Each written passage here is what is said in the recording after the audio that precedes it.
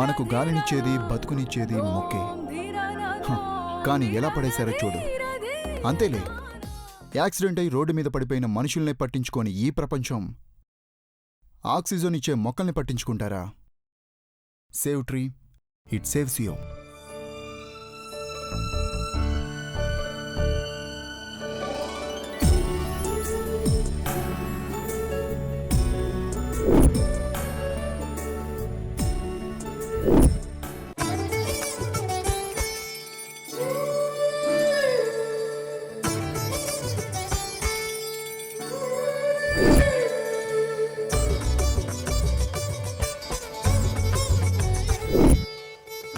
Hello Muddamandaram, నేనే నీకు help చేయలేదు, నీ రుణం తీర్చుకున్నానంతే.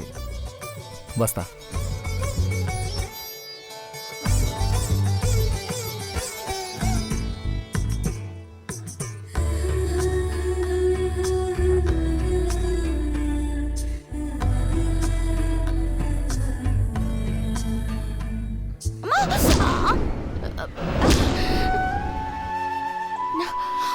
అరే గని ఏం కాదురా, చూసుకోవచ్చు కదక్క.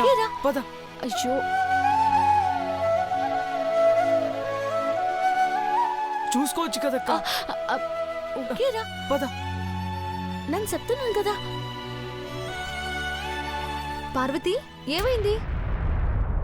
కర్ర సీరుకుపోయినదమ్మ గారు. అమ్మా, అలాంటి వాళ్ళది నిజమైన ప్రేమ కాదు, అది వ్యామోహం. ఎగ్జాక్ట్లీ చిన్నత్త, నిజంగా ప్రేమించుకున్న వాళ్ళు అలా చేయరు. ఎంత మనసు విరిగిపోతే కన్న కూతుర్ని పట్టుకొని మా దృష్టిలో చచ్చిపోయా ఉంటుందా తల్లి? అది సరే అమ్మా, తన కూతురుతో తన మాట అనేటప్పుడు ఆమె మాటల్లో వ్యథ, కళ్ళల్లో బాధ గమనించావమ్మా? పెద్దబాబుకు బర్త్డే విషెస్ చెప్పు కూడా వెళ్ళాం కదా. ఊరికే ఎలా కాలిపోతుంది? మంట పెడితేనో పడితేనో తగలబడుతుంది.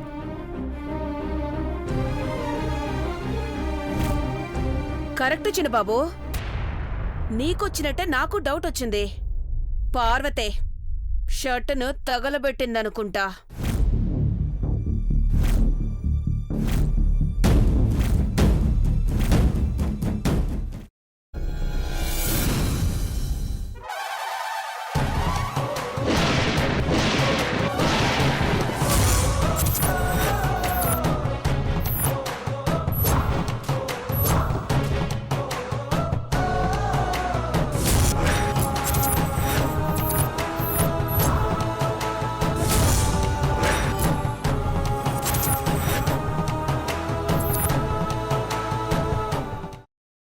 తర్వాత పొట్టు తీసేసి చాప్ చేసి పక్కన పెట్టుకోవాలి.